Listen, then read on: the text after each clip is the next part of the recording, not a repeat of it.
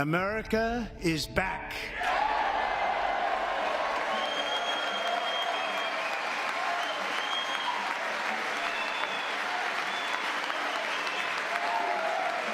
India charges us auto tariffs higher than 100%. And to that end, I have created the brand new Department of Government Efficiency, DOGE. Perhaps you've heard of it, perhaps. Which is headed by Elon Musk, who is in the gallery tonight. Thank you very much. Thank you very much. It's a great honor. Thank you very much. Speaker Johnson, Vice President Vance, the First Lady of the United States,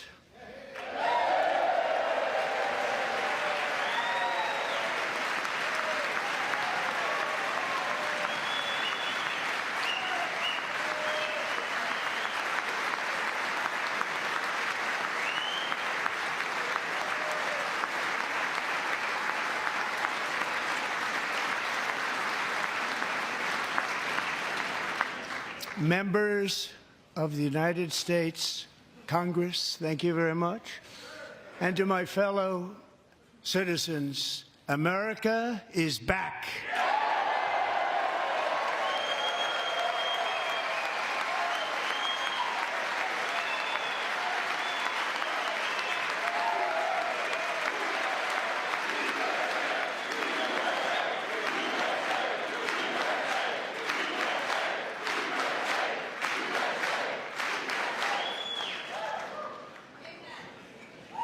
6 weeks ago, I stood beneath the dome of this Capitol and proclaimed the dawn of the golden age of America. From that moment on, it has been nothing but swift and unrelenting action to usher in the greatest and most successful era in the history of our country. We have accomplished more in 43 days than most administrations accomplished in 4 years or 8 years, and we are just getting started.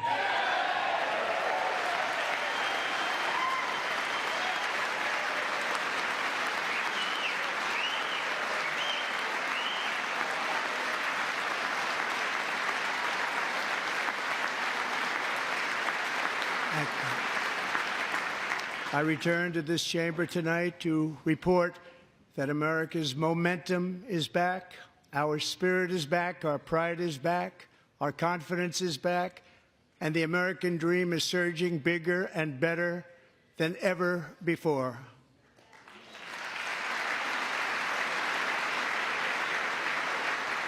The American dream is unstoppable, and our country is on the verge of a comeback, the likes of which the world has never witnessed and perhaps will never witness again.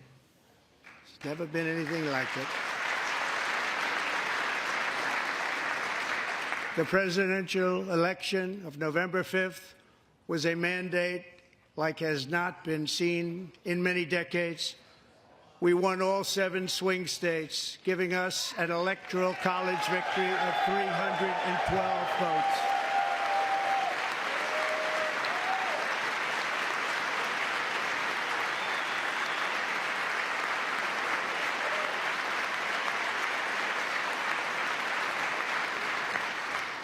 We won the popular vote by big numbers and won counties in our country.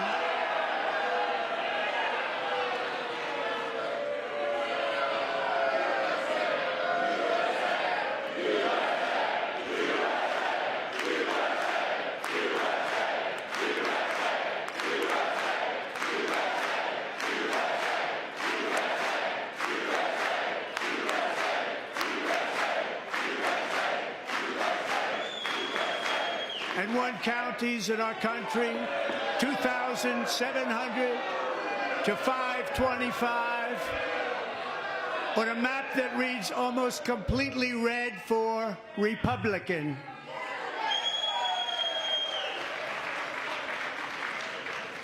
Now, for the first time in modern history, more Americans believe that our country is headed in the right direction than the wrong direction. In fact, it's an astonishing record. 27-point swing, the most ever.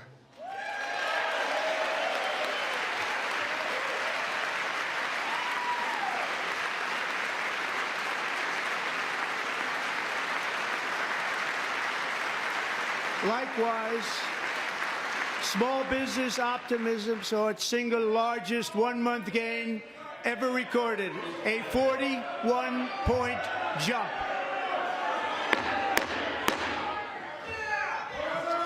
Members are directed to uphold and maintain decorum in the House and to cease any further disruptions. That's your warning.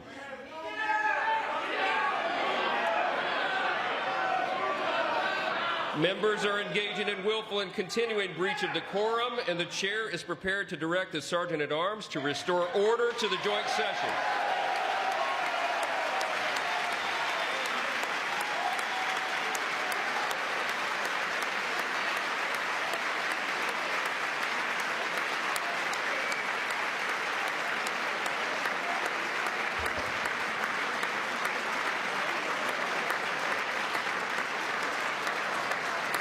Mr. Green, take your seat. Take your seat, sir. Take your seat. Finding that members continue to engage in willful and concerted disruption of proper decorum, the chair now directs the Sergeant-at-Arms to restore order. Remove this gentleman from the chamber.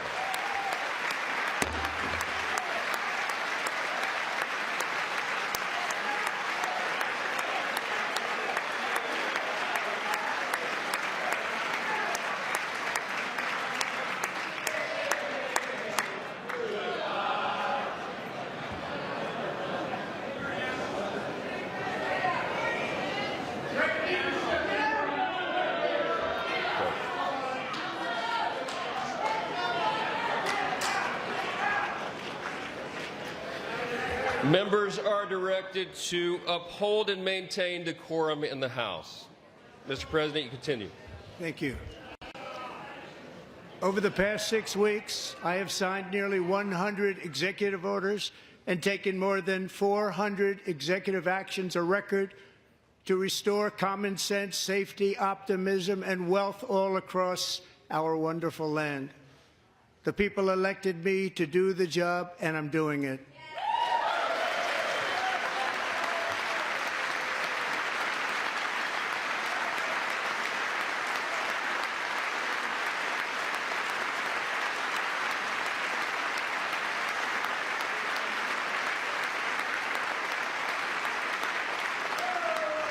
In fact, it has been stated by many that the first month of our presidency, it's our presidency, is the most successful in the history of our nation. By many.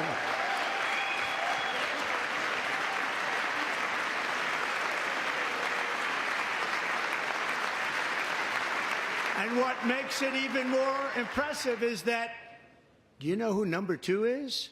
George Washington. How about that? How about that? I don't know about that list, but we'll take it. Within hours of taking the oath of office, I declared a national emergency on our southern border, and I deployed the U.S. military and Border Patrol to repel the invasion of our country.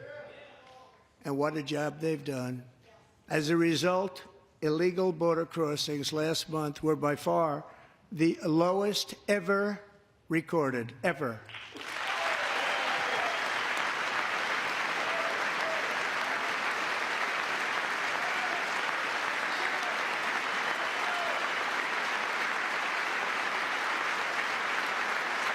They heard my words and they chose not to come. Much easier that way.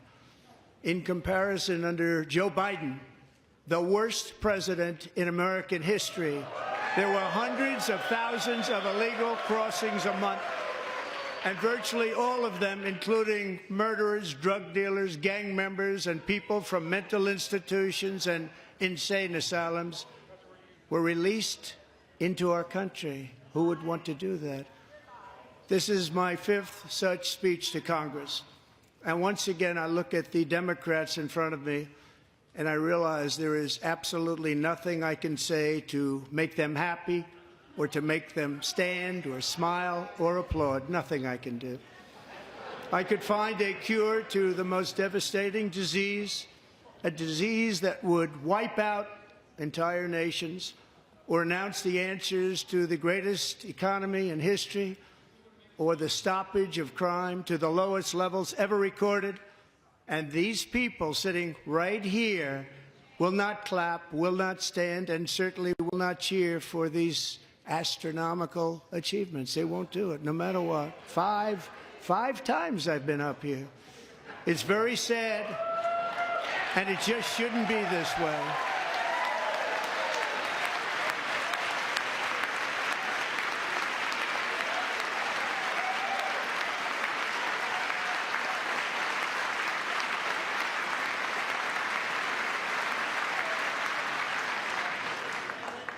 So Democrats sitting before me, for just this one night, why not join us in celebrating so many incredible wins for America? For the good of our nation, let's work together and let's truly make America great again.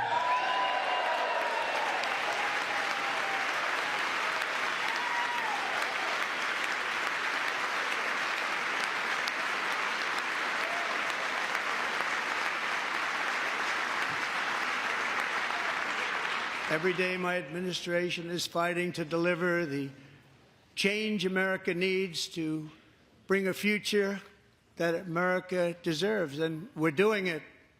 This is a time for big dreams and bold action.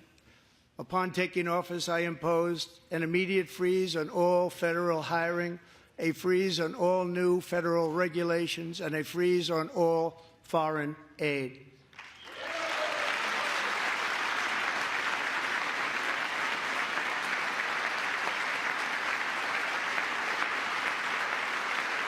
I terminated the ridiculous Green New Scam. I withdrew from the unfair Paris Climate Accord, which was costing us trillions of dollars that other countries were not paying. I withdrew from the corrupt World Health Organization.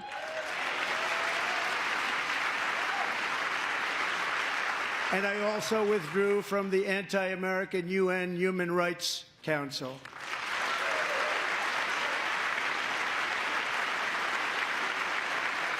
We ended all of Biden's environmental restrictions that were making our country far less safe and totally unaffordable.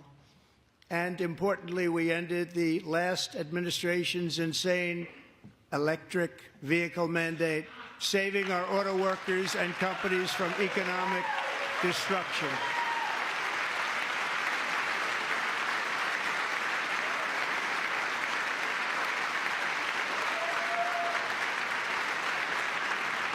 To unshackle our economy, I have directed that for every one new regulation, 10 old regulations must be eliminated, just like I did in my very successful first term.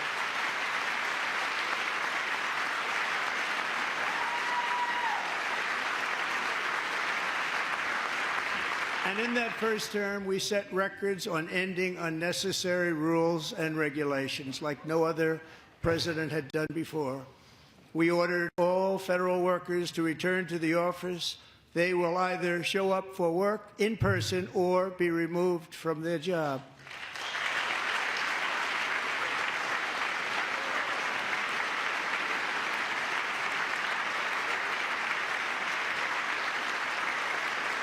And we have ended weaponized government where, as an example, a sitting president is allowed to viciously prosecute his political opponent, like me. How did that work out? Not too good. Not too good.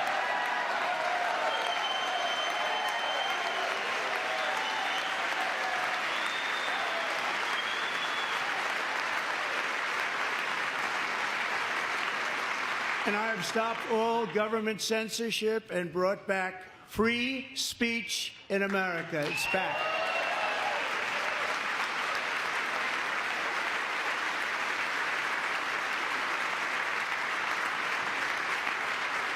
And 2 days ago, I signed an order making English the official language of the United States of America.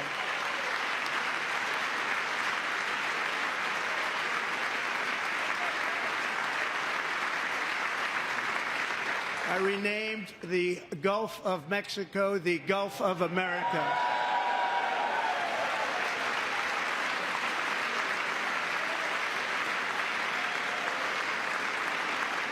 And likewise, I renamed, for a great president, William McKinley, Mount McKinley again.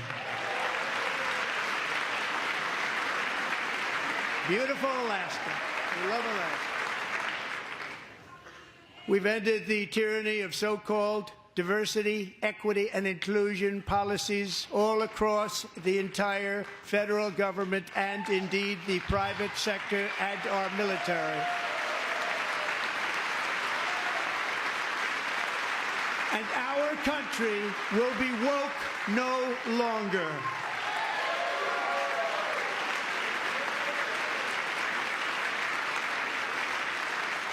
We believe that whether you are a doctor, an accountant, a lawyer, or an air traffic controller, you should be hired and promoted based on skill and competence, not race or gender.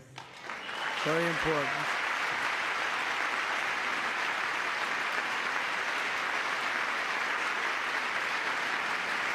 You should be hired based on merit. And the Supreme Court, in a brave and very powerful decision, has allowed us to do so. Thank you. Thank you very much. Thank you. We have removed the poison of critical race theory from our public schools, and I signed an order making it the official policy of the United States government that there are only two genders, male and female.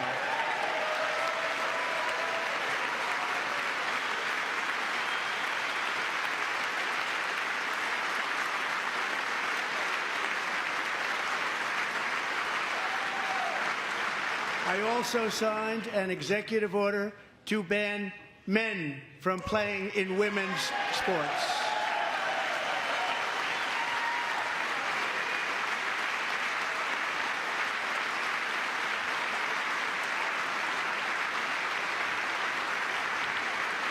Three years ago, Peyton McNabb was an all-star high school athlete, one of the best, preparing for a future in college sports.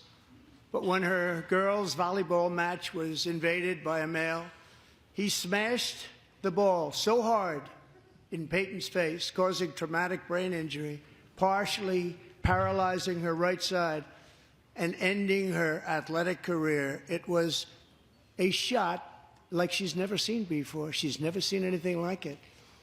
Peyton is here tonight in the gallery, and Peyton, from now on, schools will kick the men off the girls' team, or they will lose all federal funding.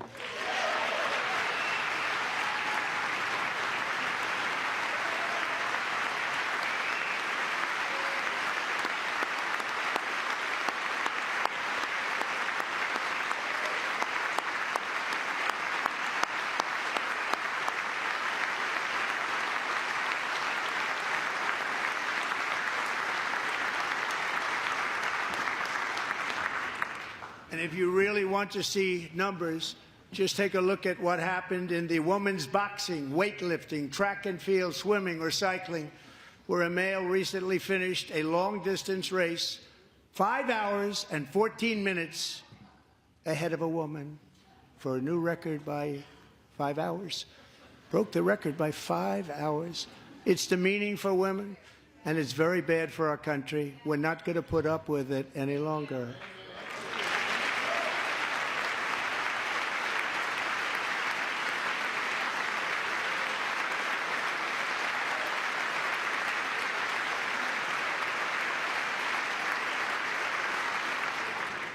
What I have just described is only a small fraction of the common sense revolution that is now, because of us, sweeping the entire world.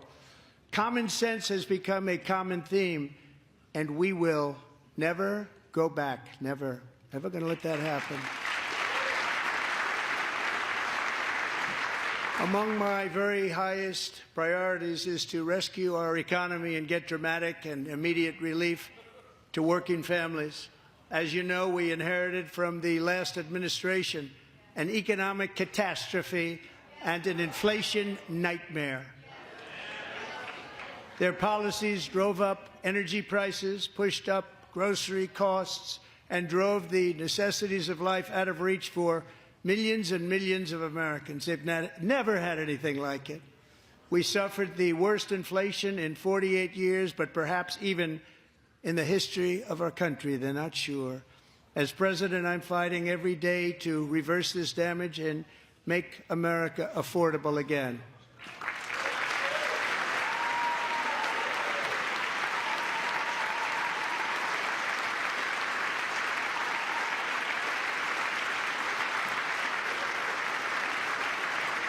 Joe Biden especially let the price of eggs get out of control. The egg price is out of control, and we're working hard to get it back down. Secretary, do a good job on that. You inherited a total mess from the previous administration. Do a good job.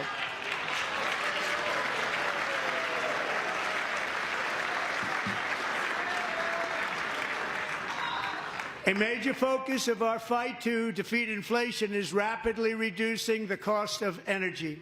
The previous administration cut the number of new oil and gas leases by 95%, slowed pipeline construction to a halt, and closed more than 100 power plants. We are opening up many of those power plants right now.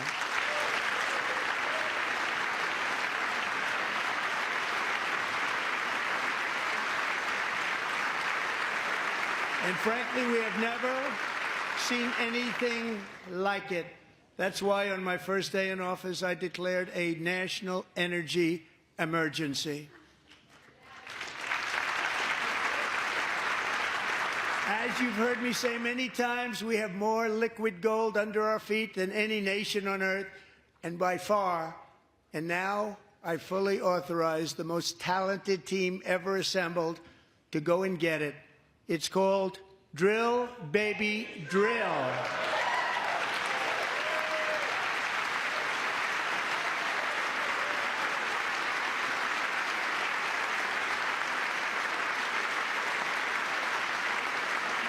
My administration is also working on a gigantic natural gas pipeline in Alaska, among the largest in the world, where Japan, South Korea, and other nations want to be our partner with investments of trillions of dollars each. There's never been anything like that one. It will be truly spectacular. It's all set to go. The permitting is gotten.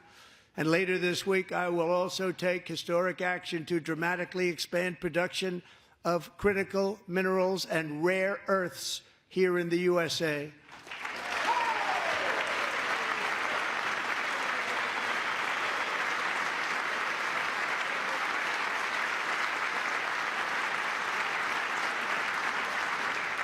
To further combat inflation, we will not only be reducing the cost of energy, but will be ending the flagrant waste of taxpayer dollars.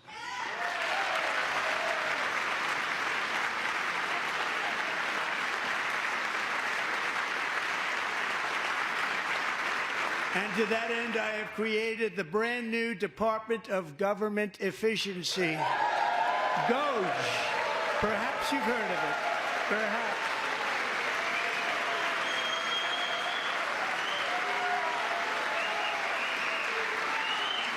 Which is headed by Elon Musk, who is in the gallery tonight.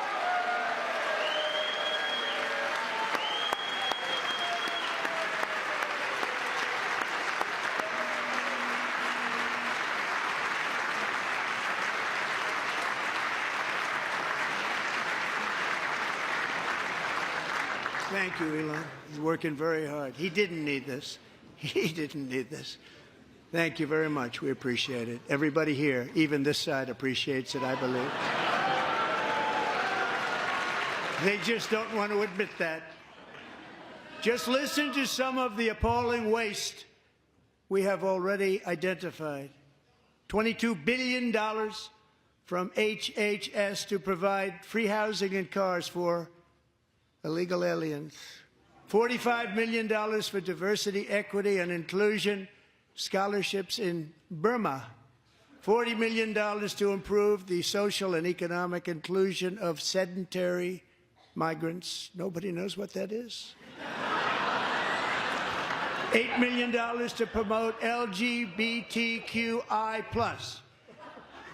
in the African nation of Lesotho, which nobody has ever heard of. $60 million for indigenous peoples and Afro-Colombian empowerment in Central America. $60 million. $8 million for making mice transgender. This is real. $32 million for a left-wing propaganda operation in Moldova. $10 million for male circumcision in Mozambique. $20 million for the Arab Sesame Street in the Middle East. It's a program. $20 million for a program. $1.9 billion to recently created Decarbonization of Homes Committee, headed up, and we know she's involved. Just at the last moment, the money was passed over by a woman named Stacey Abrams. Have you ever heard of her? A $3.5 million consulting contract for lavish fish monitoring. $1.5 million for voter confidence in Liberia. $14 million for social cohesion in Mali. $59 million for illegal alien hotel rooms in New York City. He's a real estate developer. He's done very well. $250,000 to increase vegan local climate action innovation in Zambia. $42 million for social and behavior change in Uganda. $14 million for improving public procurement in Serbia. $47 million for improving learning outcomes in Asia. Asia's doing very well with learning. You know what we're doing. Should use it ourselves. And $101 million for DEI contracts at the Department of Education. The most ever paid, nothing even like it. Under the Trump administration, all of these scams, and they're far worse, but I didn't think it was appropriate to talk about them. They're so bad. Many more have been found out and exposed and swiftly terminated by a group of very intelligent, mostly young people, headed up by Elon, and we appreciate it. We found hundreds of billions of dollars of fraud.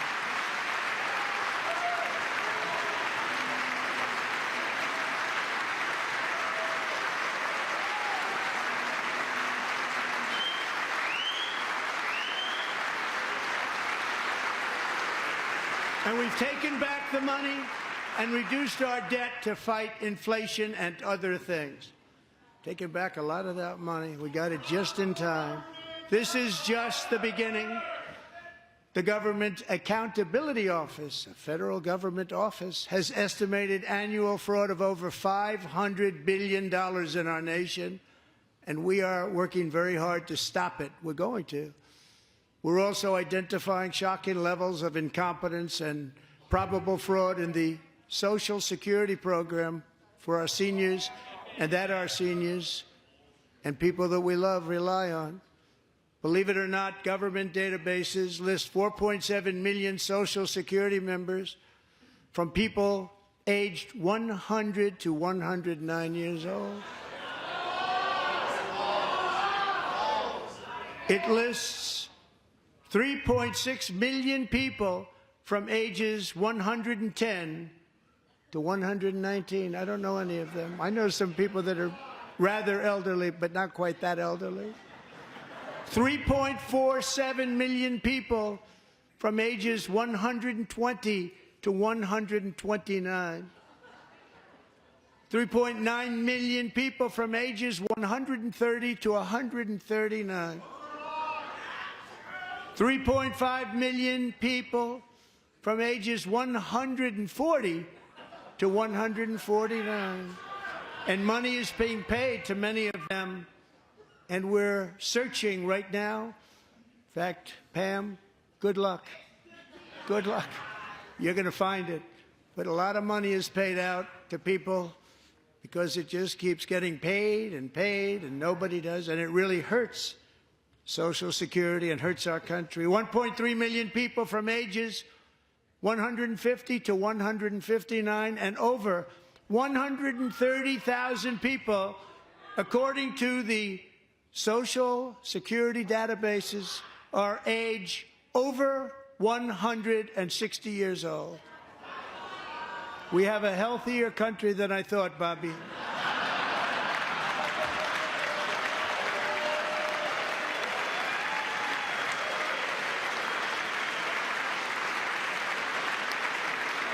To finish, 1,039 people between the ages of 220 and 229, one person between the age of 240 and 249, and one person is listed at 360 years of age.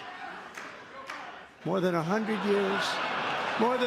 years older than our country. But we're going to find out where that money's going. And it's not going to be pretty. By slashing all of the fraud, waste, and theft we can find, we will defeat inflation, bring down mortgage rates, lower car payments and grocery prices, protect our seniors, and put more money in the pockets of American families.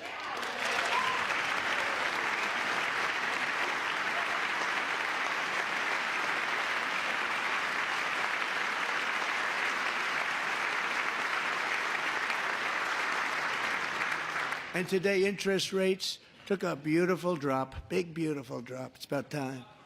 And in the near future, I want to do what has not been done in 24 years, balance the federal budget. We're going to balance it.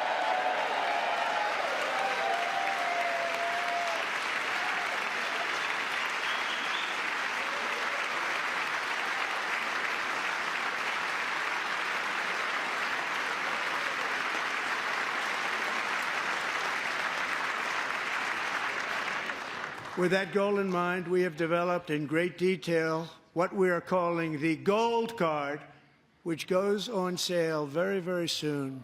For $5 million, we will allow the most successful job-creating people from all over the world to buy a path to U.S. citizenship. It's like the green card, but better and more sophisticated. And these people will have to pay tax in our country. They won't have to pay tax from where they came. The money that they've made, you wouldn't want to do that, but they have to pay tax, create jobs. They'll also be taking people out of colleges and paying for them so that we can keep them in our country instead of having them being forced out. Number one, at the top school, as an example, being forced out and not being allowed to stay and create tremendous numbers of jobs and great success for a company out there. So while we take out the criminals, killers, traffickers, and child predators who are allowed to enter our country under the open border policy of these people, the Democrats, the Biden administration, the open border insane policies that you've allowed to destroy our country, we will now bring in brilliant, hardworking, job-creating people. They're going to pay a lot of money, and we're going to reduce our debt with that money.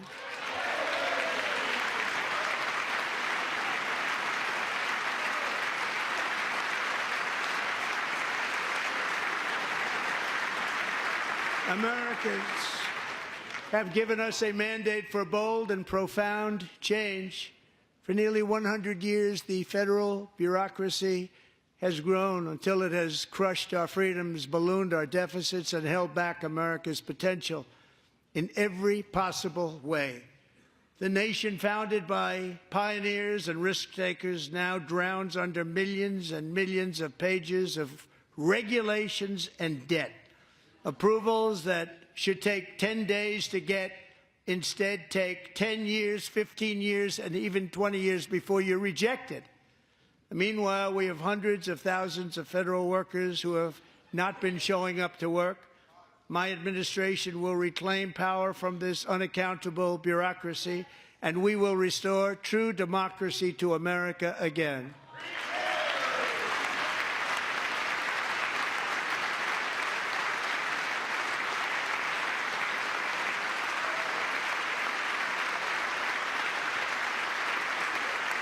And any federal bureaucrat who resists this change will be removed from office immediately. Because we are draining the swamp. It's very simple. And the days of rule by unelected bureaucrats are over.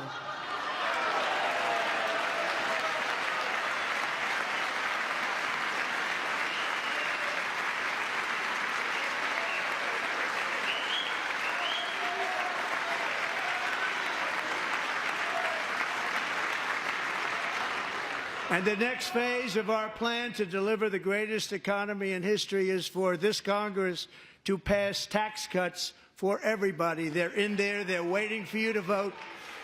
And I'm sure that the people on my right, I don't mean the Republican right, but my right here, I'm sure you're going to vote for those tax cuts, because otherwise I don't believe the people will ever vote you into office. So I'm doing you a big favor by telling you that. But I know this group is going to be voting for the tax.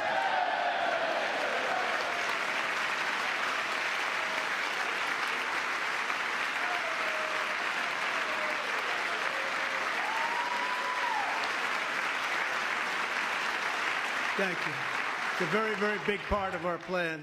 We had tremendous success in our first term with it. A very big part of our plan. We're seeking permanent income tax cuts all across the board. And to get urgently needed relief to Americans hit especially hard by inflation, I'm calling for no tax on tips, no tax on overtime, and no tax on Social Security benefits for our great seniors.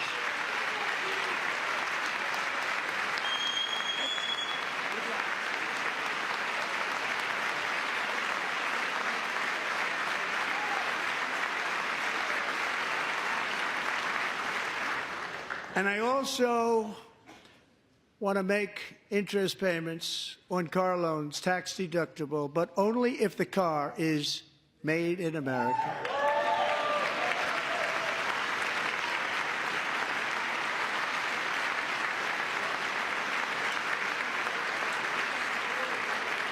And by the way, we're going to have growth in the auto industry like nobody's ever seen. Plants are opening up all over the place. Deals are being made.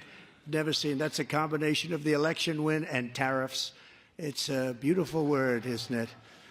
That, along with our other policies, will allow our auto industry to absolutely boom. It's going to boom. Spoke to the majors today, all three, the top people, and they're so excited. In fact, already numerous car companies have announced that they will be building massive automobile plants in America, with Honda just announcing a new plant in Indiana, one of the largest anywhere in the world.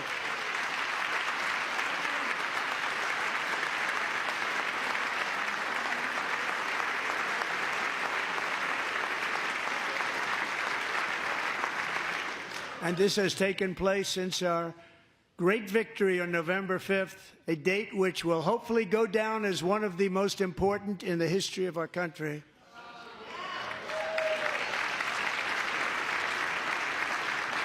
In addition, as part of our tax cuts, we want to cut taxes on domestic production and all manufacturing. And just as we did before, we will provide 100% expensing. It will be retroactive to January 20th, 2025. And it was one of the main reasons why our tax cuts were so successful in our first term, giving us the most successful economy in the history of our country. First term. We had a great first term.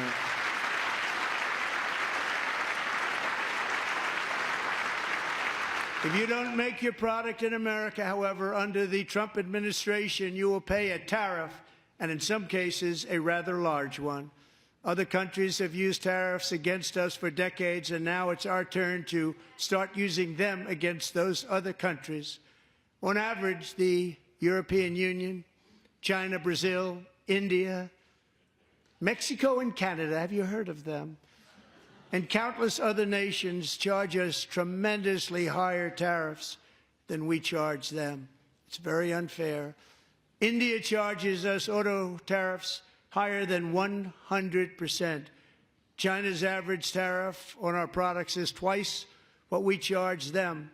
And South Korea's average tariff is 4 times higher. Think of that, 4 times higher.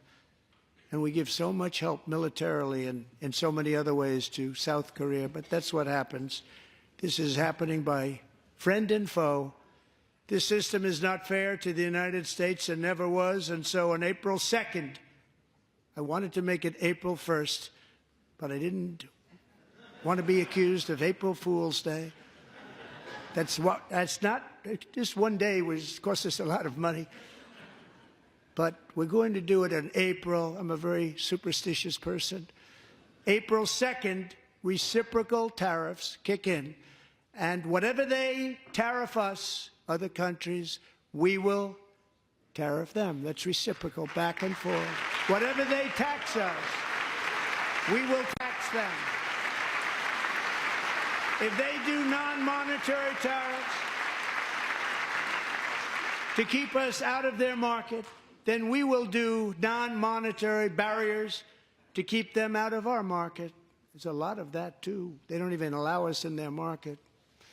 We will take in trillions and trillions of dollars and create jobs like we have never seen before. I did it with China, and I did it with others, and the Biden administration couldn't do anything about it because there was so much money they couldn't do anything about it. We have been ripped off for decades by nearly every country on earth, and we will not let that happen any longer.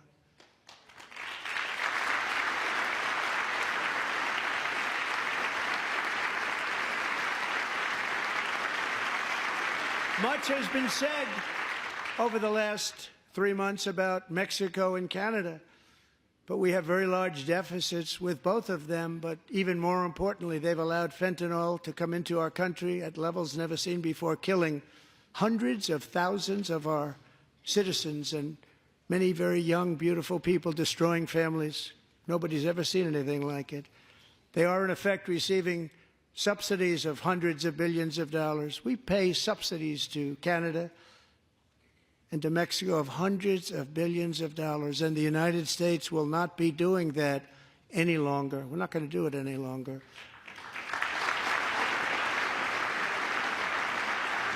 Thanks to our America First policies we're putting into place, we have had $1.7 trillion of new investment in America in just the past few weeks. The combination of the election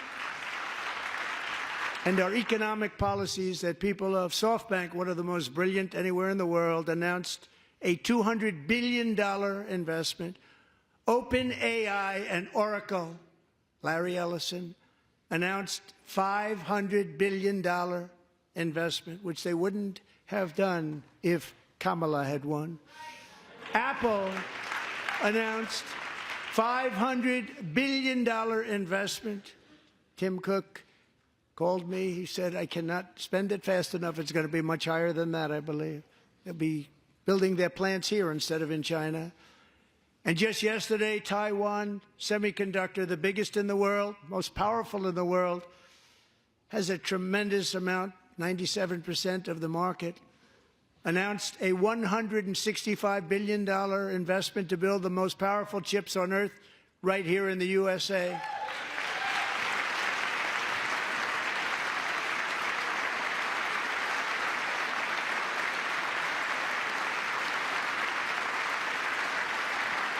And we're not giving them any money. Your CHIPS Act is a horrible, horrible thing. We give hundreds of billions of dollars, and it doesn't mean a thing. They take our money and they don't spend it.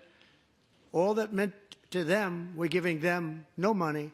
All that was important to them was they didn't want to pay the tariffs, so they came and they're building, and many other companies are coming. We don't have to give them money.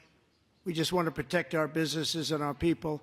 And they will come because they won't have to pay tariffs if they build in America. So it's very amazing. You should get rid of the CHIP Act, and whatever's left over, Mr. Speaker, you should use it to reduce debt or any other reason you want to.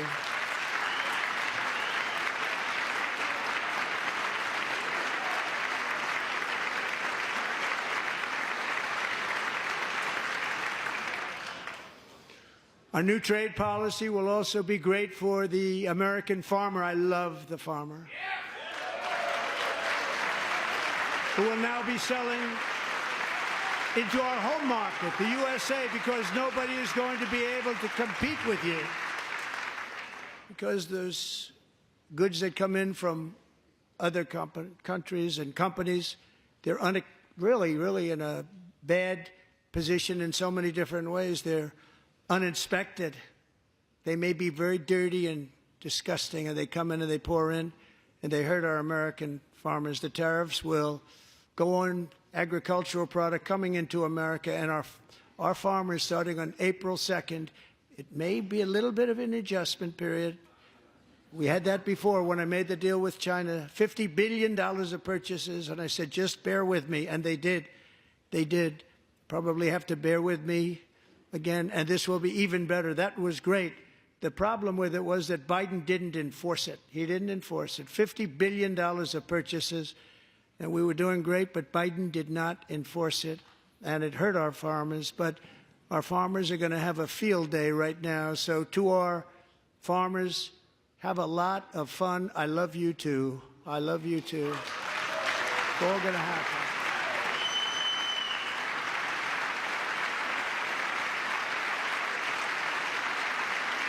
And I have also imposed a 25% tariff on foreign aluminum, copper, lumber, and steel, because if we don't have, as an example, steel and lots of other things, we don't have a military, and frankly, we just won't have a country very long. Here today is a proud American steelworker, fantastic person from Decatur, Alabama, Jeff Denard. Has been working at the same steel plant for 27 years in a job that has allowed him to serve as the captain of his local volunteer fire department, raised 7 children with his beautiful wife, Nicole, and over the years provide a loving home for more than 40 foster children. So great, Jeff.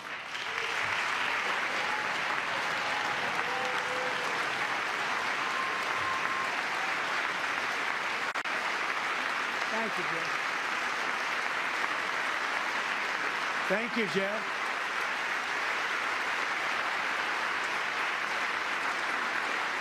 Stories like Jeff's remind us that tariffs are not just about protecting American jobs.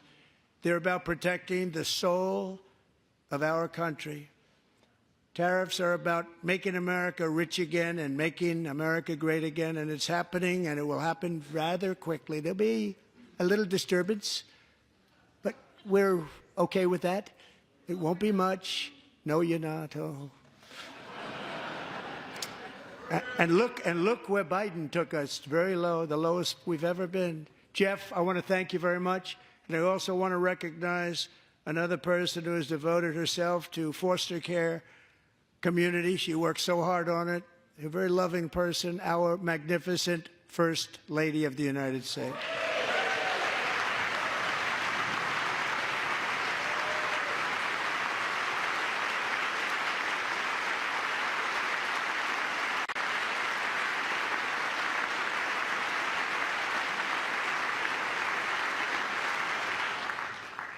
Melania's work has yielded incredible results, helping prepare our nation's future leaders as they enter the workforce. Our First Lady is joined by 2 impressive young women, very impressive. Haley Ferguson, who benefited from the First Lady's Fostering the Future initiative and is poised to complete her education and become a teacher. And Elliston Berry, who became a victim of an illicit deepfake image produced by a peer. With Elliston's help, the Senate just passed the Take It Down Act, and this is so important. Thank you very much, John. John Thune, thank you. Stand up, John. Thank you, John.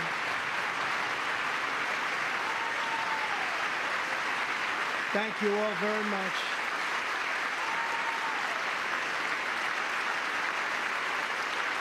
Thank you. And thank you to John Thune and the Senate. Great job. To criminalize the publication of such images online is a terrible, terrible thing.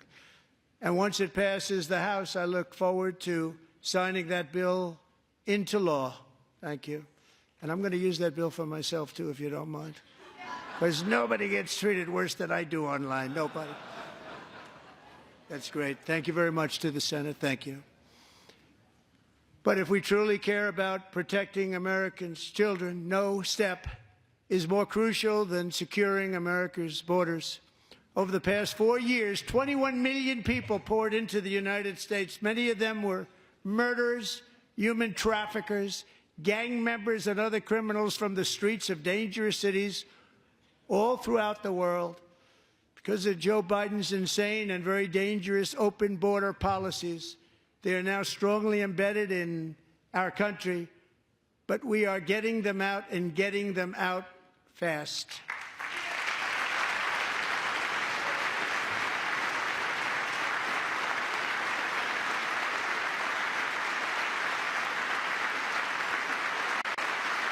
And I want to thank Tom Homan and Christy. I want to thank you and Paul of Border Patrol.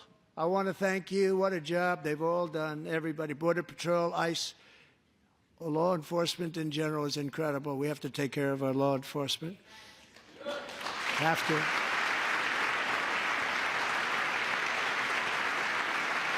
Last year,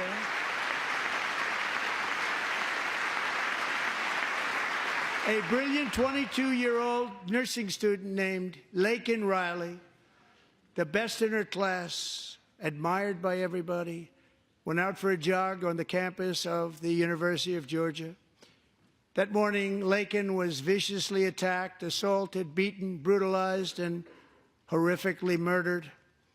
Laken was stolen from us by a savage illegal alien gang member who was arrested while trespassing across Biden's open southern border and then set loose into the United States under the heartless policies of that failed administration. It was indeed a failed administration.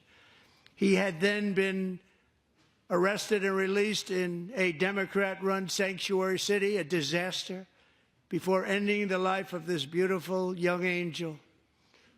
With us this evening are Laken's beloved mother, Allison, and her sister, Lauren.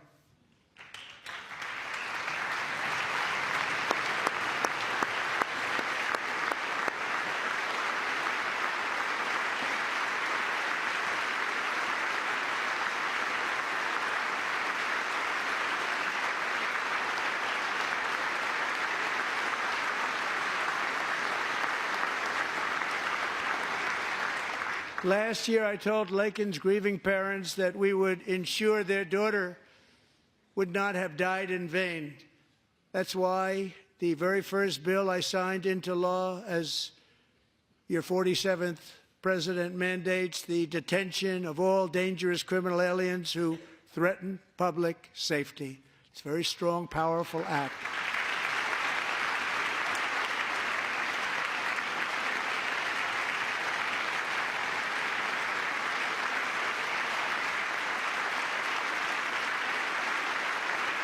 It's called the Laken-Riley Act.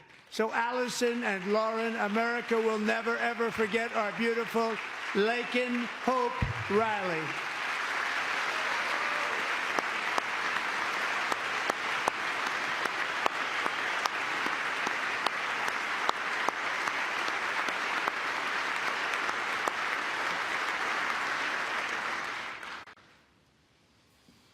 Thank you very much. Since taking office, my administration has launched the most sweeping border and immigration crackdown in American history, and we quickly achieved the lowest numbers of illegal border crossers ever recorded. Thank you.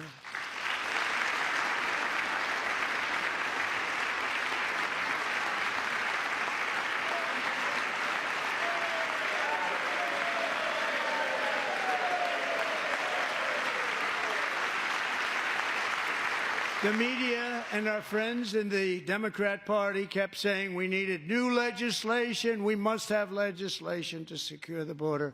But it turned out that all we really needed was a new president.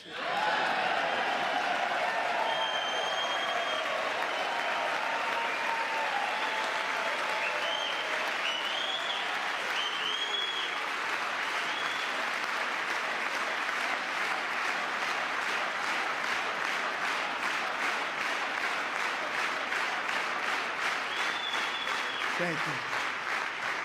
Joe Biden didn't just open our borders, he flew illegal aliens over them to overwhelm our schools, hospitals, and communities throughout the country.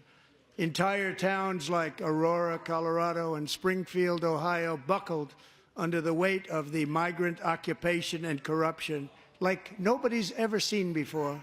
Beautiful towns destroyed. Now, just as I promised in my inaugural address, we are achieving the great liberation of America.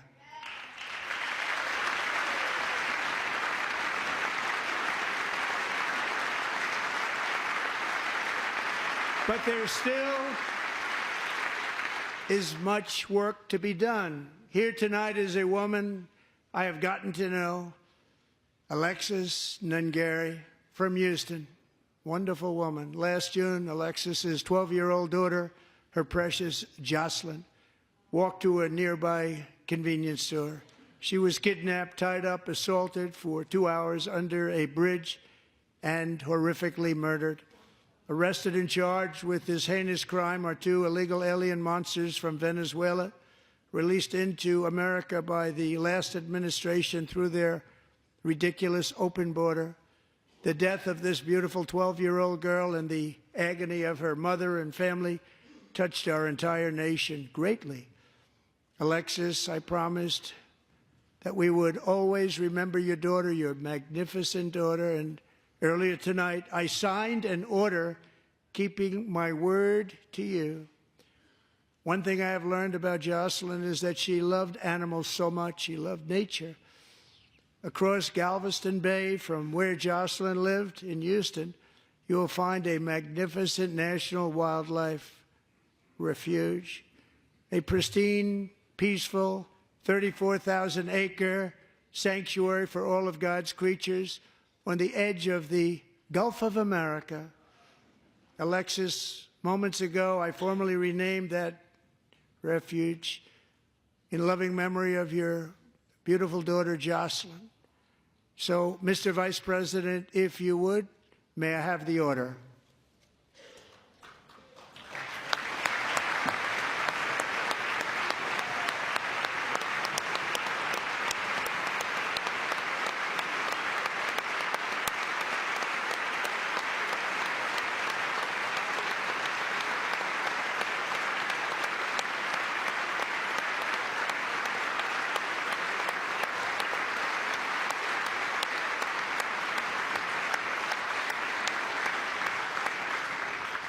Thank you very much.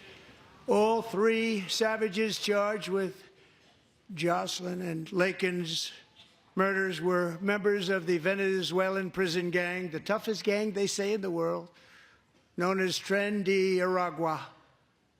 2 weeks ago, I officially designated this gang, along with MS-13 and the bloodthirsty Mexican drug cartels, as foreign terrorist organizations.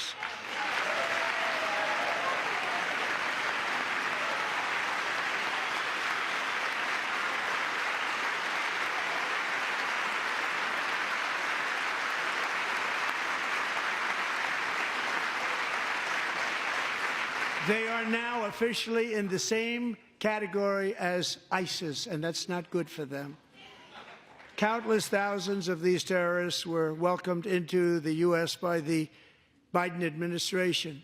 But now every last one will be rounded up and forcibly removed from our country, or, if they're too dangerous, put in jails, standing trial in this country, because we don't want them to come back ever.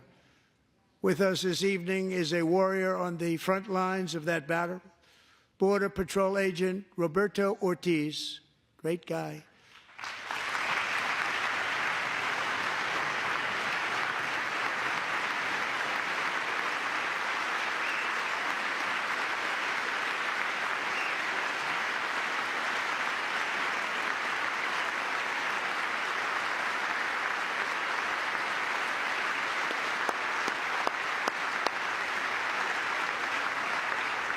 In January, Roberto and another agent were patrolling by the Rio Grande near an area known as Cartel Island. Doesn't sound too nice to me. When heavily armed gunmen started shooting at them. Roberto saw that his partner was totally exposed, at great danger, and he leapt into action, returning fire and providing crucial seconds for his fellow agent to seek safety, just barely. I have some of the prints of that event, and it was not good. Agent Ortiz, we salute you for your great courage and for your line of fire that you took and for the bravery that you showed. We honor you, and we will always honor you. Thank you, Roberto, very much.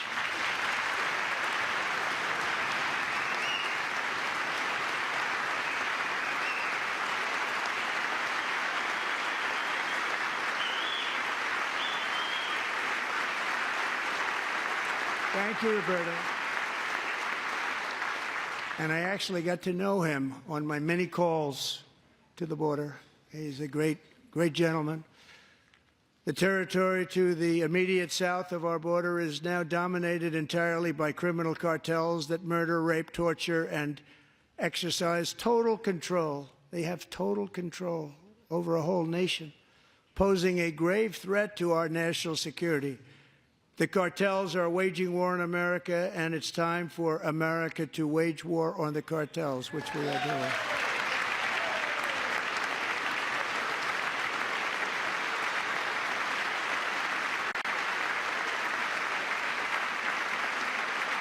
Five nights ago, Mexican authorities, because of our tariff policies being imposed on them, think of this, handed over to us 29 of the biggest cartel leaders in their country. That has never happened before. They want to make us happy.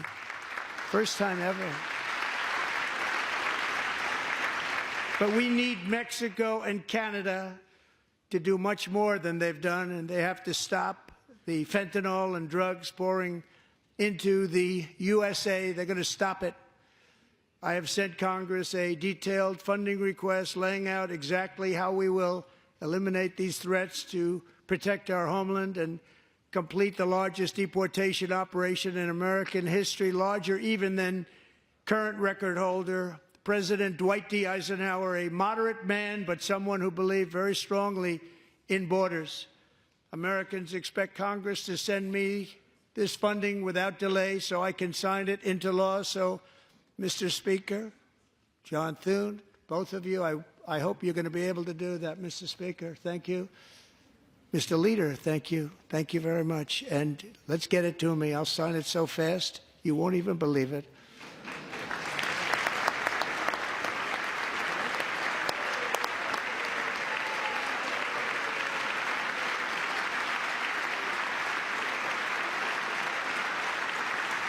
And as we reclaim our sovereignty, we must also bring back law and order to our cities and towns.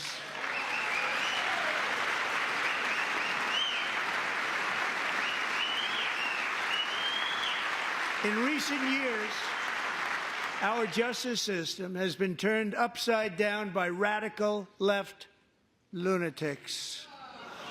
Many jurisdictions virtually ceased enforcing the law against dangerous repeat offenders while weaponizing law enforcement against political opponents like me. My administration has acted swiftly and decisively to restore fair, equal, and impartial justice under the constitutional rule of law, starting at the FBI and the DOJ. Pam, good luck. Cash, wherever you may be, good luck. Good luck. Pam Bond. Good luck.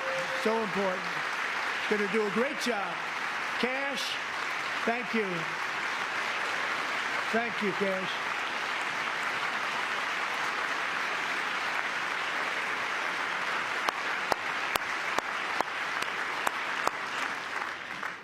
They've already started very strong. They're going to do a fantastic job. You're going to be very proud of them. We're also once again giving our police officers the support, protection, and respect they so dearly deserve. They have to get it. They have such a hard, dangerous job, but we're going to make it less dangerous. The problem is the bad guys don't respect the law, but they're starting to respect it, and they soon will respect it. This also includes our great fire departments throughout the country. Our firemen and women are unbelievable people, and we'll never forget them. And besides that, they voted for me in record numbers, so I have no choice.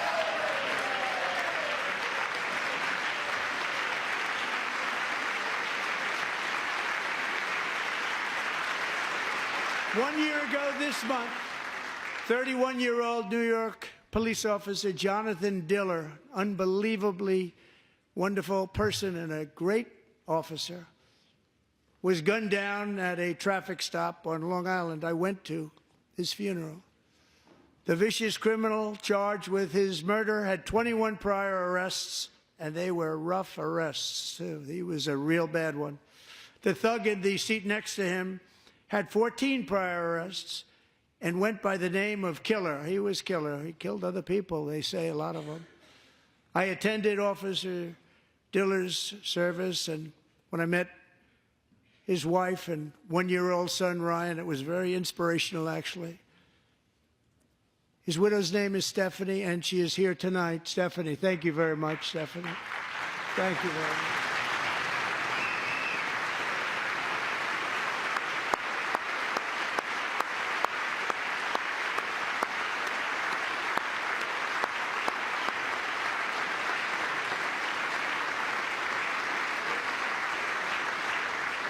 Stephanie, we're going to make sure that Ryan knows his dad was a true hero, New York's finest, and we're going to get these cold-blooded killers and repeat offenders off our streets, and we're going to do it fast. Got to stop it. They get out with 28 arrests. They push people into subway trains. They hit people over the head, back of the head with baseball bats. We got to get them out of here. I've already signed an executive order requiring a mandatory death penalty for anyone who murders a police officer, and tonight I'm asking Congress to pass that policy into permanent law.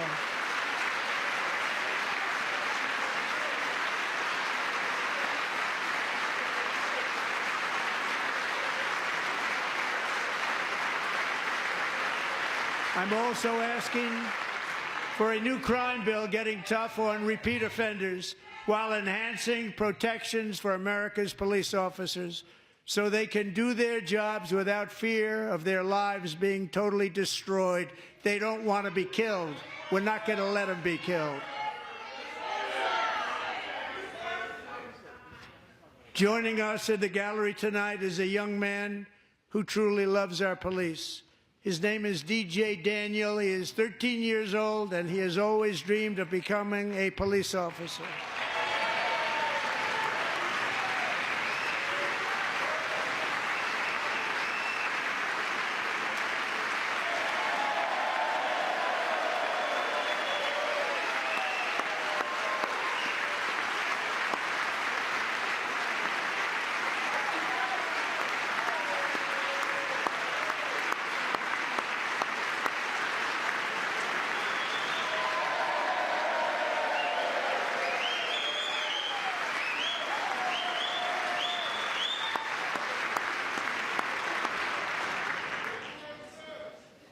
But in 2018, DJ was diagnosed with brain cancer. The doctors gave him 5 months at most to live. That was more than 6 years ago.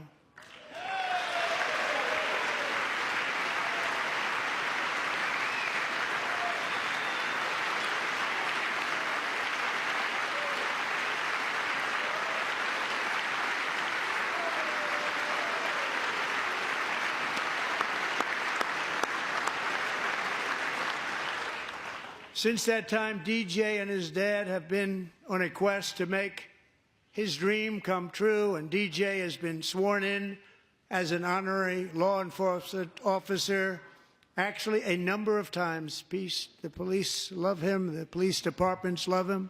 And tonight, DJ, we're going to do you the biggest honor of them all. I am asking our new Secret Service Director, Sean Curran, to officially make you an agent of the United States Secret Service.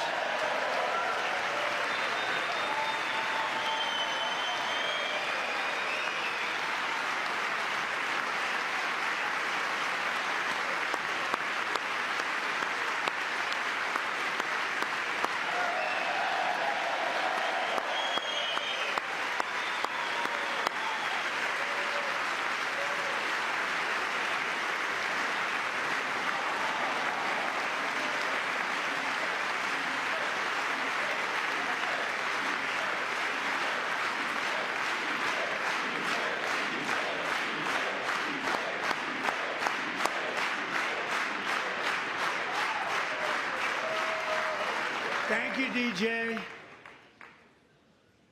DJ's doctors believe his cancer likely came from a chemical he was exposed to when he was younger. Since 1975, rates of child cancer have increased by more than 40%. Reversing this trend is one of the top priorities for our new presidential commission to make America healthy again, chaired by our new Secretary of Health and Human Services, Robert F. Kennedy, Jr.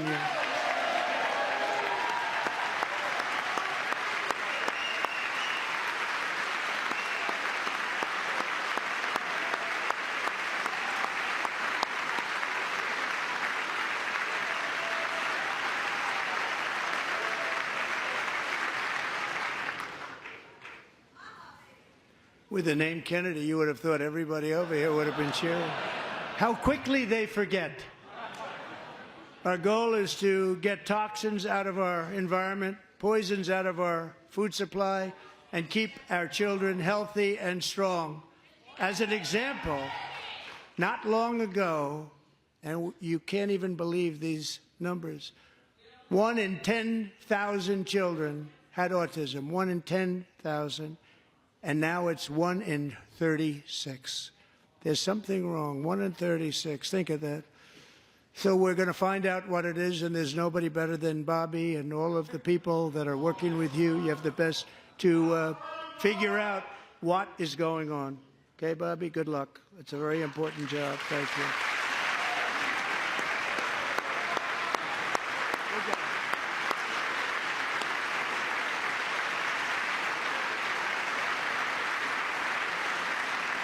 Thank you. My administration is also working to protect our children from toxic ideologies in our schools. A few years ago, January Littlejohn and her husband discovered that their daughter's school had secretly socially transitioned their 13-year-old little girl. Teachers and administrators conspired to deceive January and her husband while encouraging her daughter to use a new name and pronouns. They, them pronoun, actually, all without telling January, who is here tonight and is now a courageous advocate against this form of child abuse. January, thank you. Thank you. Thank you very much.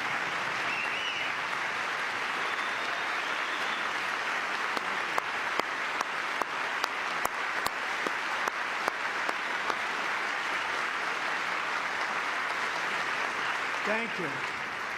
Stories like this are why, shortly after taking office, I signed an executive order banning public schools from indoctrinating our children with transgender ideology.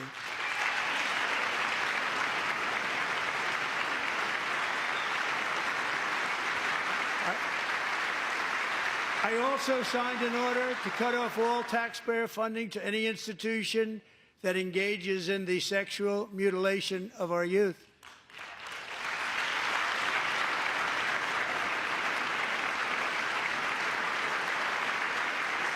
And now I want Congress to pass a bill permanently banning and criminalizing sex changes on children and forever ending the lie that any child is trapped in the wrong body. This is a big lie.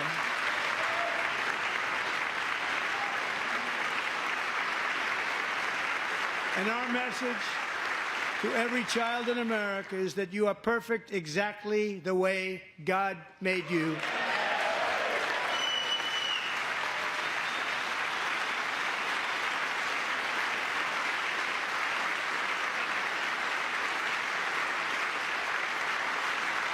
Because we're getting wokeness out of our schools and out of our military, and it's already out, and it's out of our society. We don't want it. Wokeness is trouble. Wokeness is bad. It's gone. It's gone. And we feel so much better for it, don't we? Don't we feel better? Our service members won't be activists and ideologues. They will be fighters and warriors. They will fight for our country. And Pete, congratulations. Secretary of Defense, congratulations.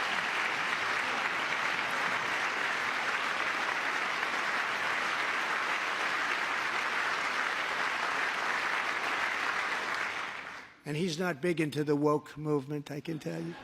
I know him well.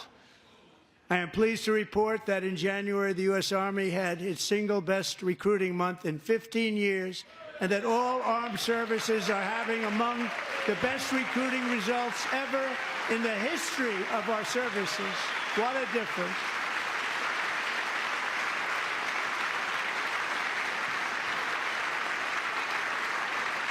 And you know, it was just a few months ago where the results were exactly the opposite. We couldn't recruit anywhere. We couldn't recruit.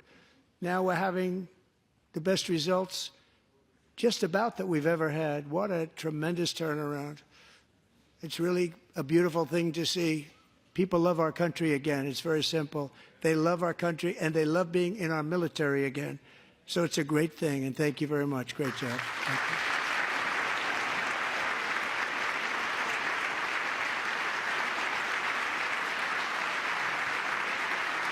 We're joined tonight by a young man, Jason Hartley, who knows the weight of that call of duty.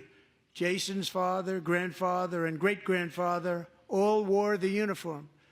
Jason tragically lost his dad, who was also a Los Angeles County Sheriff's deputy when he was just a boy, and now he wants to carry on the family legacy of service. Jason is a senior in high school, a six-letter varsity athlete, a really good athlete, they say, a brilliant student with a 4.46, that's good, GPA.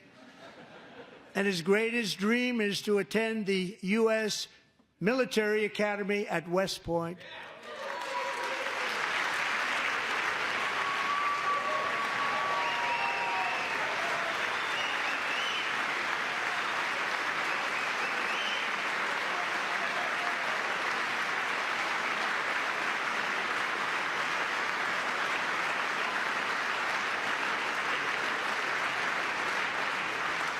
And Jason, that's a very big deal getting in. That's a hard one to get into. But I'm pleased to inform you that your application has been accepted. You will soon be joining the Corps of Cadets.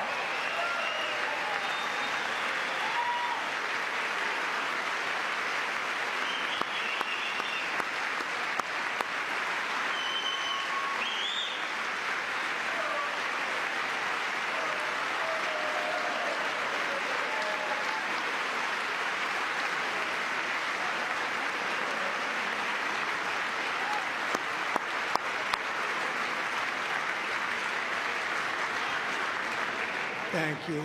Jason, you're going to be on the long gray line, Jason. As Commander-in-Chief, my focus is on building the most powerful military of the future. As a first step, I'm asking Congress to fund a state-of-the-art Golden Dome missile defense shield to protect our homeland, all made in the USA.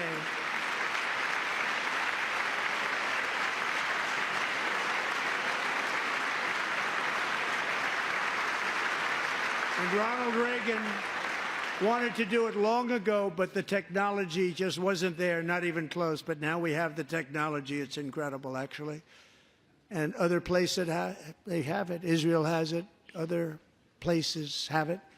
And the United States should have it too, right, Tim, right? They should have it too. So I want to thank you. But it's a very, very important. This is a very dangerous world. We should have it. We want to be protected, and we're going to protect our citizens like never before. To boost our defense industrial base, we are also going to resurrect the American shipbuilding industry, including commercial shipbuilding and military shipbuilding.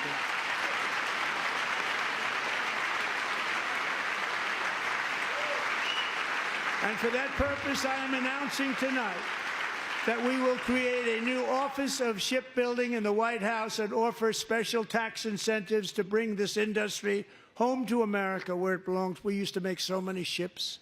We don't make them anymore very much, but we're going to make them very fast, very soon.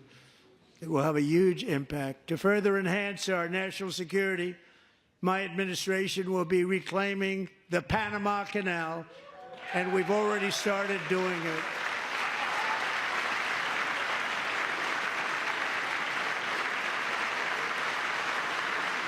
Just today, a large American company announced they are buying both ports around the Panama Canal and lots of other things having to do with the Panama Canal and a couple of other canals. The Panama Canal was built by Americans for Americans, not for others, but others could use it. But it was built at tremendous cost of American blood and treasure. 38,000 workers died building the Panama Canal. They died of malaria. They died of snake bites and mosquitoes. Not a nice place to work. They paid them very highly to go there, knowing there was a 25% chance that they would die. The most expensive project also that was ever built in our country's history, if you bring it up to modern day costs. It was given away by the Carter administration for $1, but that agreement has been violated very severely. We didn't give it to China. We gave it to Panama, and we're taking it back.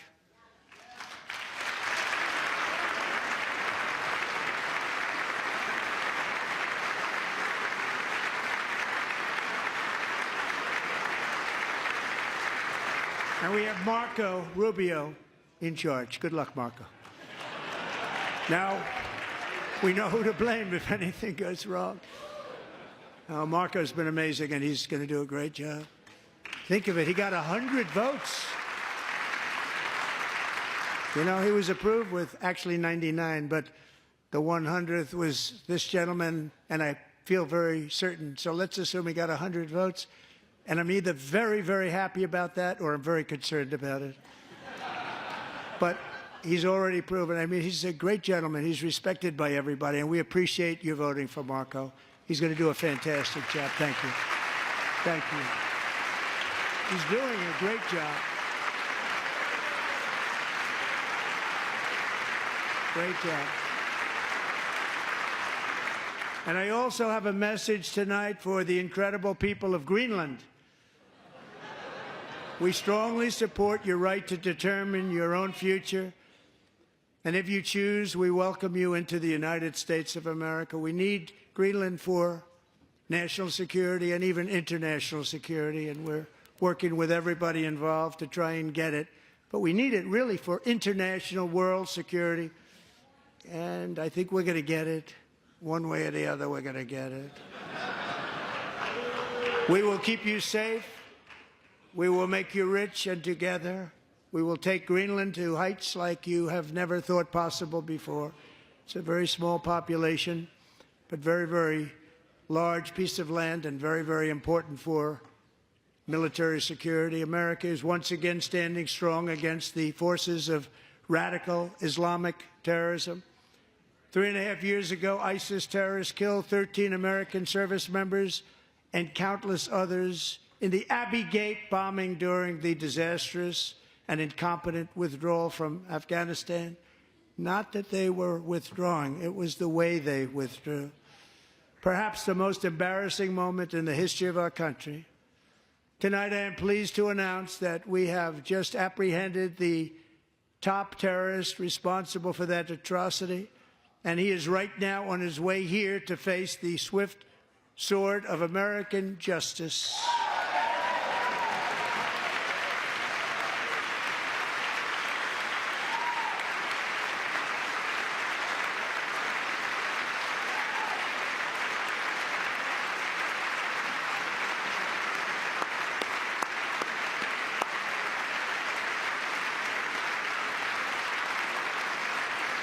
And I want to thank especially the government of Pakistan for helping arrest this monster.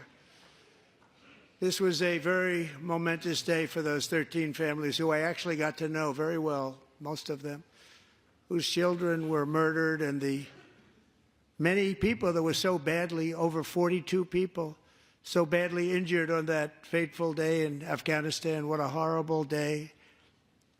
Such incompetence was shown.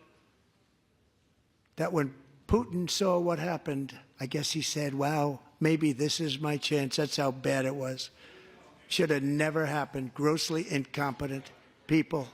I spoke to many of the parents and loved ones, and they're all in our hearts tonight. Just spoke to them on the phone. We had a big call every one of them called, and everybody was on the line, and they did nothing but cry with happiness. They were very happy, as happy as you can be under those circumstances. Their child, brother, sister, son, daughter was killed for no reason whatsoever. In the Middle East, we're bringing back our hostages from Gaza. In my first term, we achieved one of the most groundbreaking peace agreements in generations, the Abraham Accords.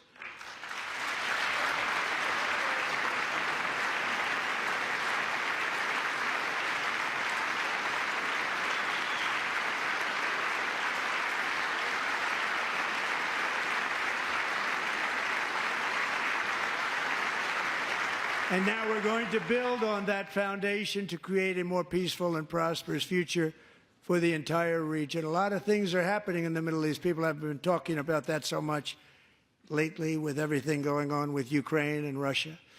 But a lot of things are happening in the Middle East. It's a rough neighborhood, actually.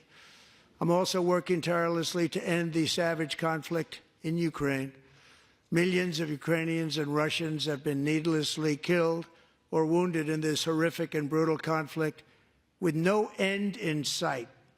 The United States has sent hundreds of billions of dollars to support Ukraine's defense with no security, with no anything.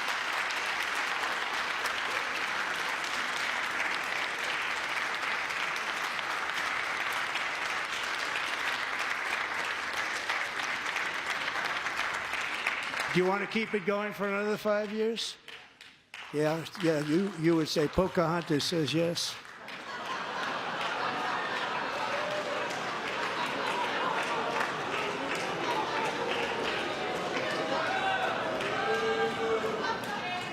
$2,000 people are being killed every single week.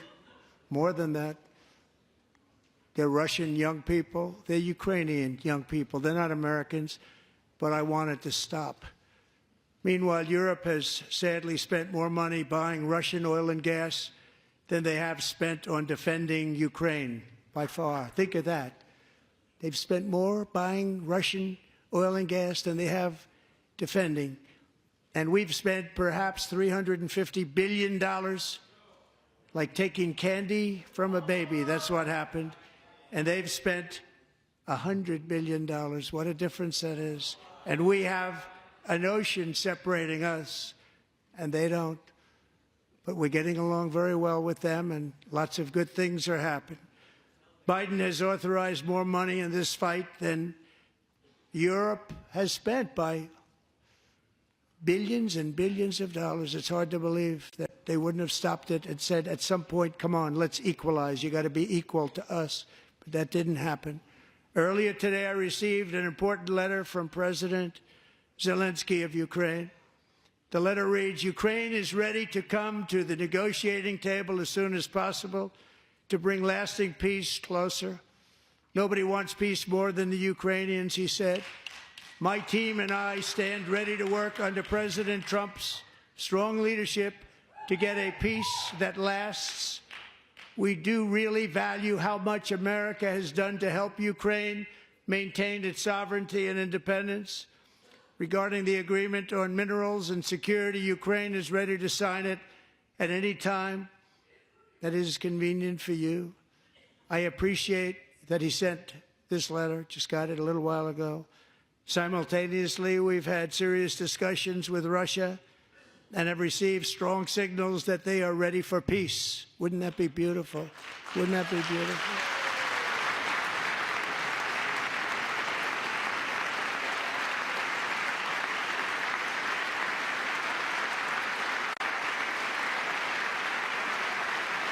Wouldn't that be beautiful?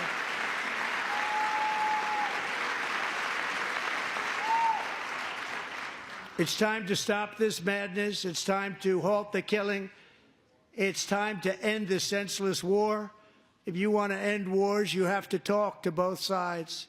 Nearly 4 years ago, amid rising tensions, a history teacher named Mark Fogel was detained in Russia and sentenced to 14 years in a penal colony. Rough stuff. The previous administration barely lifted a finger to help him. They knew he was innocent, but they had no idea where to begin. But last summer, I promised his 95-year-old mother, Malphine, that we would bring her boy safely back home. After 22 days in office, I did just that, and they are here tonight.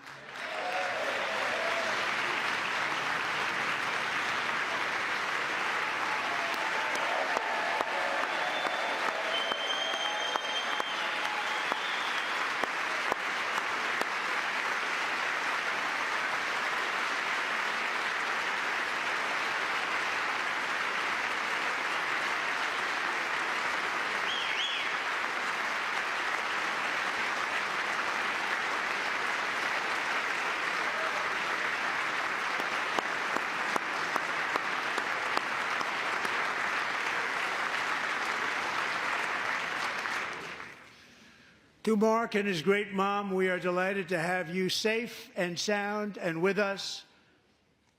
As fate would have it, Mark Fogel was born in a small rural town in Butler, Pennsylvania. Have you heard of it?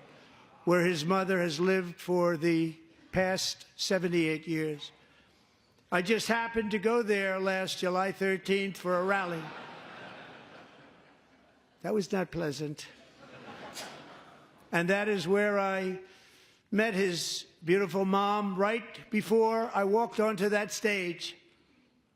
And I told her I would not forget what she said about her son. And I never did I? Never forgot. Less than 10 minutes later, at that same rally, gunfire rang out, and a sick and deranged assassin unloaded 8 bullets from his sniper's perch into a crowd of many thousands of people. My life was saved by a fraction of an inch, but some were not so lucky. Corey Comparator was a firefighter, a veteran, a Christian, a husband, a devoted father, and above all, a protector. When the sound of gunshots pierced the air, it was a horrible sound. Corey knew instantly what it was and what to do. He threw himself on top of his wife and daughters and shielded them from the bullets with his own body. Corey was hit really hard. You know the story from there. He sacrificed his life to save theirs. 2 others, very fine people, were also seriously hit. But thankfully, with the help of 2 great country doctors, we thought they were gone and they were saved. So those doctors had great talent. We're joined by Corey's wife, Helen, who was his high school sweetheart, and their 2 beloved daughters, Allison and Kaylee. Thank you.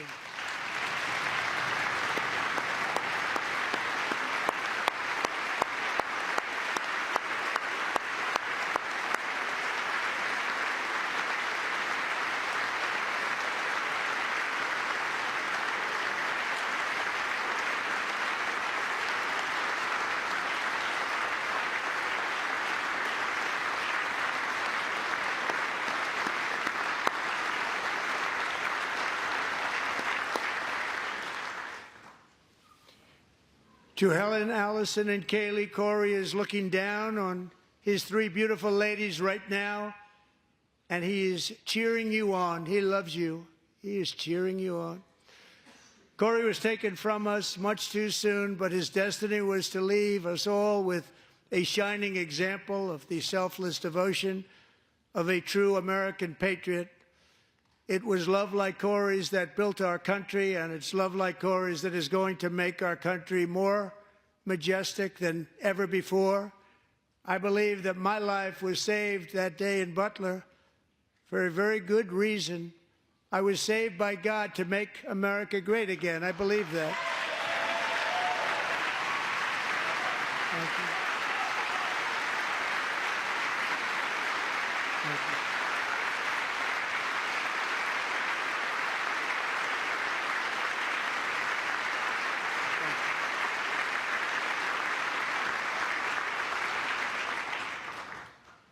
Thank you very much. From the patriots of Lexington and Concord to the heroes of Gettysburg and Normandy, from the warriors who crossed the Delaware to the trailblazers who climbed the Rockies, and from the legends who soared at Kitty Hawk to the astronauts who touched the moon, Americans have always been the people who defied all odds, transcended all dangers, made the most extraordinary sacrifices, and did whatever it took to defend our children, our country, and our freedom.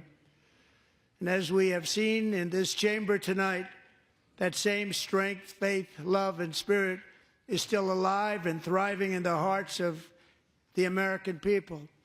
Despite the best efforts of those who would try to censor us, silence us, break us, destroy us, Americans are today a proud, free, sovereign, and independent nation that will always be free, and we will fight for it till death. We will never let anything happen to our beloved country, because we are a country of doers, dreamers, fighters, and survivors.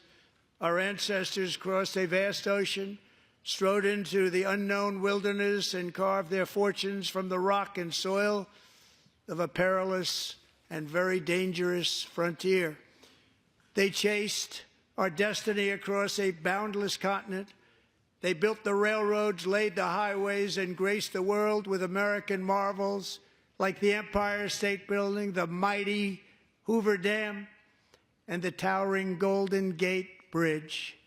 They lit the world with electricity, broke free of the force of gravity, fired up the engines of American industry, vanquished the communists, fascists, and Marxists all over the world, and gave us countless modern wonders sculptured out of iron, glass, and steel. We stand on the shoulders of these pioneers who won and built the modern age. These workers who poured their sweat into the skylines of our cities. These warriors who shed their blood on fields of battle and gave everything they had for our rights and for our freedom. Now it is our time to take up the righteous cause of American liberty. And it is our turn to take America's destiny into our own hands and begin the most thrilling days in the history of our country. This will be our greatest era. With God's help, over the next 4 years, we are going to lead this nation even higher, and we are going to forge the freest, most advanced, most dynamic, and most dominant civilization ever to exist on the face of this earth. We are going to create the highest quality of life, build the safest and wealthiest and healthiest and most vital communities anywhere in the world. We are going to conquer the vast frontiers of science, and we are going to lead humanity into space and plant the American flag on the planet Mars and even far beyond.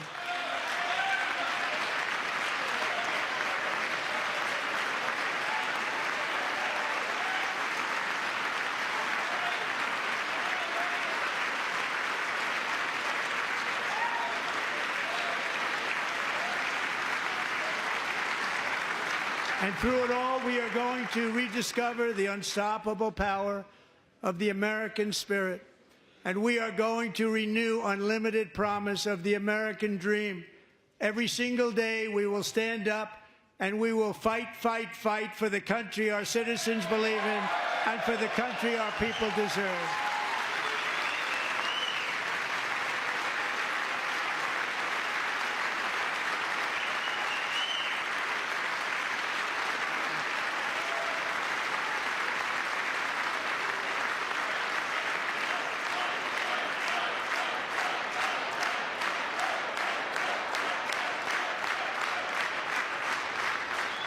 My fellow Americans, get ready for an incredible future, because the golden age of America has only just begun.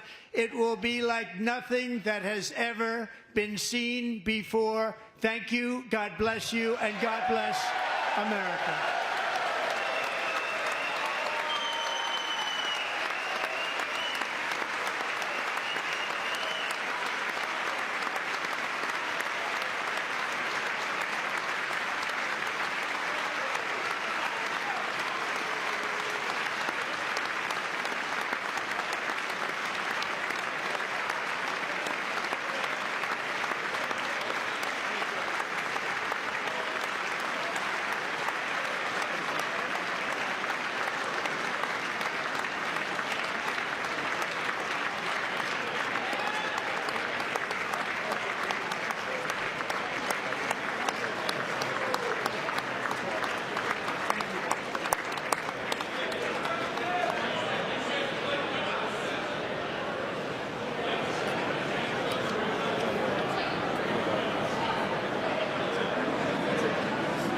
Thank you very much. Great job. Thank you. Great honor. Thank you. Thank you. Get this place going, all right? Thank you, sir. Thank you so much. Great honor. Thank you. Thank you, Mr. President. Thank you very much.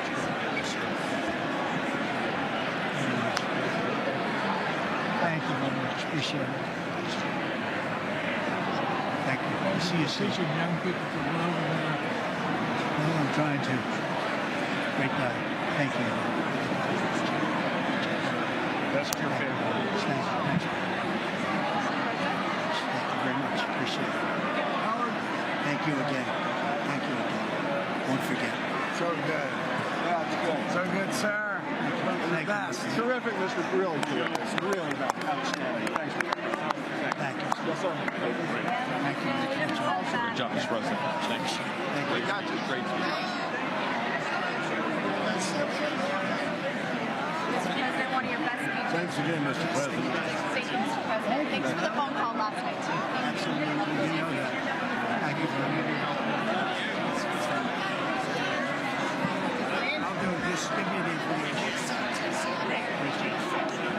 I'm not going to give it to you. Sorry. Thank you, everybody. Great speech. Great. Thank you. Best speech ever.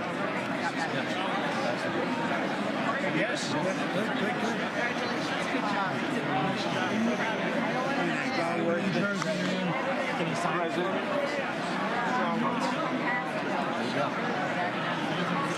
President Roger Williams, thanks for the call. I love Roger Williams. Thank you. You don't have to introduce yourself. Thank you, sir. Mr. President. I know you better than you do, Roger. Thank you so much. My great baseball. America Good is- job. Great job you're doing. America is back. Thank you so much, Welcome you Mr. back to President. Pennsylvania anytime, sir. They stood for. Thank you all. They stood for another country, not our country. That was phenomenal. It's hard to believe, isn't it? That was fantastic, sir. That was Thank you very much. Thank you. Quick selfie. Mr. President. Good job, Mr. President. Great job. Thank you so much. Great speech, sir. Great speech. Yes, sir. President back to Pennsylvania. Oh, they're just careful. I want to stand in the Oh, good. How you doing? All right? Did you get a chance to shake his hand earlier? Do you want me to get a picture of you shaking his hand or anything? You're good. Thank you very much. Let's do biofilm. Thank you, darling. Great, sir. Thank you. I love you. Best speech on the board ever. Yeah, it was so good. Thank you So very good. much. Hey, you rocked it, Mr. President. We're with you, 100%. Crush. Really good. Congratulations. President. Best speech ever. Thank you. Fantastic. Mr. President, that was a great speech. That was awesome. It was wonderful. Thank you. Great job. Let's go. Get down to that. You get down. Good luck. Yes, sir. Thank you. It's so great. It's so Thank you, everybody. Good job. Thank you for mentioning God needs to help us. Thank you, Mr. It's President. true. Mr. President. Thank you. Thank you. Great speech. Great speech. Thanks for taking my call. Good luck. Yeah. My man. Thank you for standing You really triggered those people. Tremendous, Mr. President. Thank Somebody you. did. Thank you so much. Thanks for the beneficial ownership and this week. That was Oh, a good yeah. time. Thanks for mentioning farmers. Well, we love our farmers. Thank you, man. Thank you, Mr. President. You earned this night. Thank you very much. Appreciate it. Worked hard. Thank you, man. Proud of you. Thank you, Mr. President. Thank you so much. Thank you. Great again, brother. Thank you. Good for being here. I did indeed. You better believe it. Very well done, Good sir. endorsement. President, home run. Thank you very much. job. Killed it. Thank you, Mr. President. Thank you, everybody. You did great. Thank you. Good job.